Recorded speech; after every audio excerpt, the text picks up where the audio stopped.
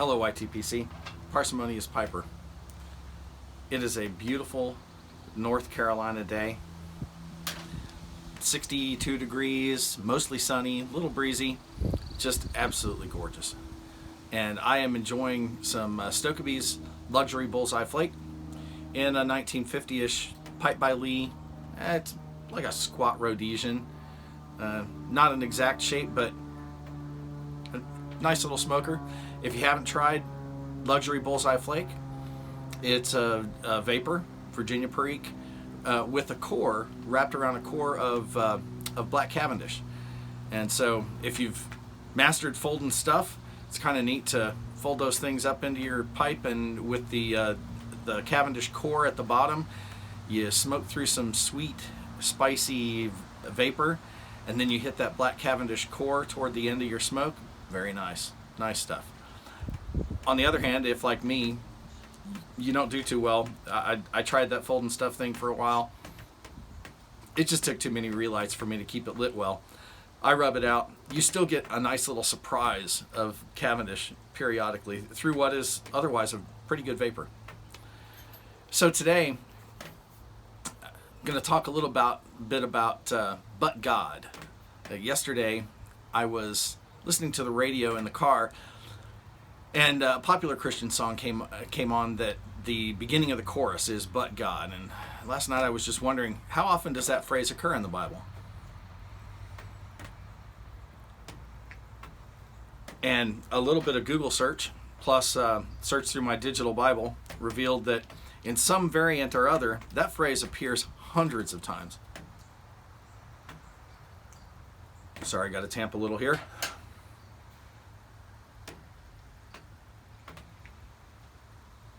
So let me share a few of them with you. I'm going to share just 3 from Genesis. It's where the Bible starts. And then we'll look at how this carries over into the New Testament. So Genesis 7, we have the flood. God has destroyed all life on the planet because of mankind's sinfulness, except for Noah and his family and the animals that he's brought onto the ark. Now, including the rain, the water was rising for 6 months.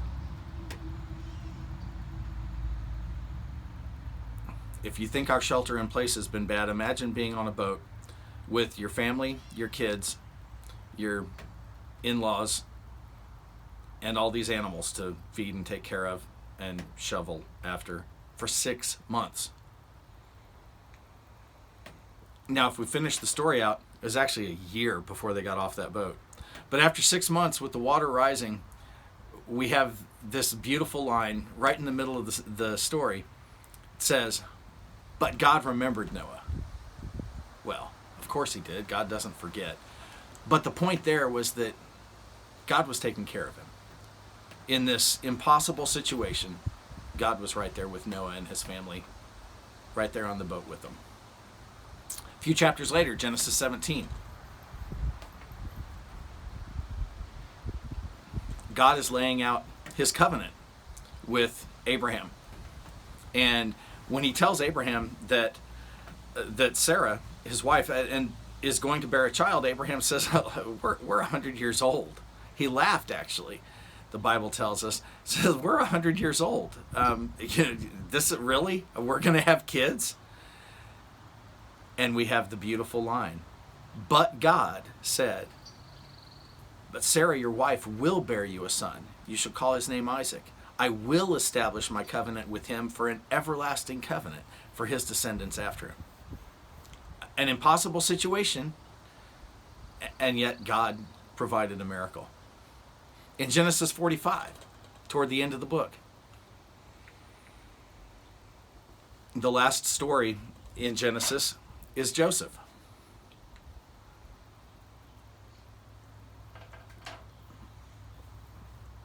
Nutshell, Joseph was sold by his brothers over their jealousy with him. Well, to be fair, if you read earlier in Genesis, Joseph was a little bit of a jerk. He was blessed by God, and he kind of knew it and flaunted it in his family's face. His brothers sell him into slavery. The slavers take him to Egypt. Eventually, after years of service, he becomes a powerful sidekick to the Pharaoh. And he's actually in a position now with a famine across the entire region to save his family. His brothers come down to Egypt looking for food. At first, they have no idea who he is. But when he finally reveals himself, he says, "Therefore, it was not you who sent me here, but God. And he has made me a father to Pharaoh and lord of all his household and ruler over all the land of Egypt." Later in chapter 50, on their father's death, after they brought the whole family down, on their father's death, the brothers are afraid that Joseph, who is still very powerful in the Egyptian government, that he's going to kill them. And he reiterates, "As for you, you meant evil against me, but God meant it for good, in order to bring about this present result, to preserve many people." But God.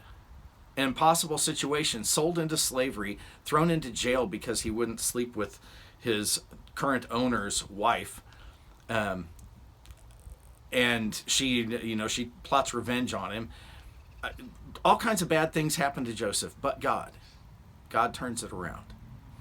We see the pattern repeatedly throughout the Old Testament. God's people get into these impossible predicaments, and he comes through with a miracle so that his people know only he could have done this for them. It's not their own doing.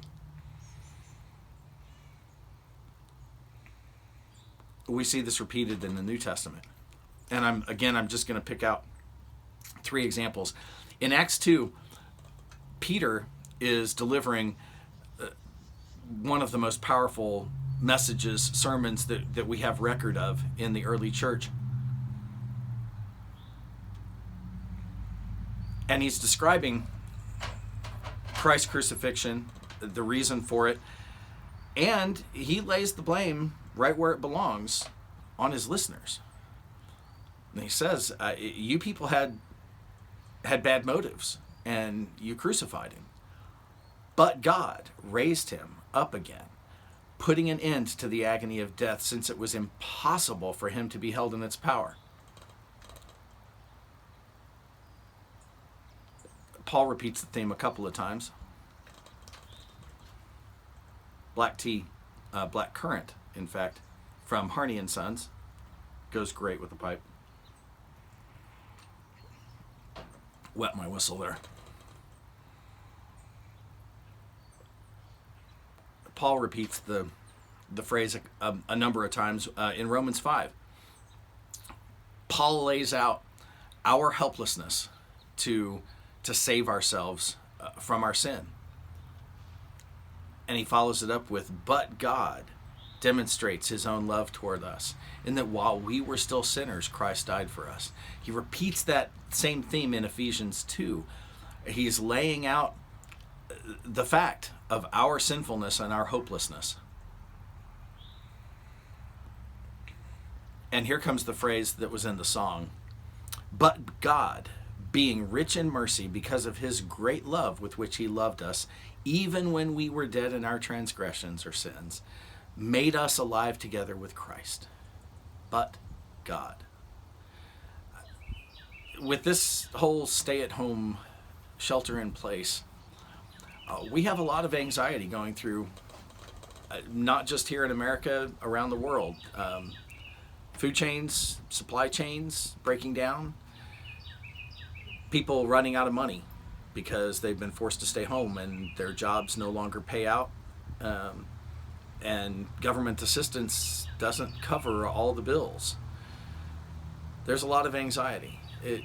Humanly, you may be facing an impossible situation.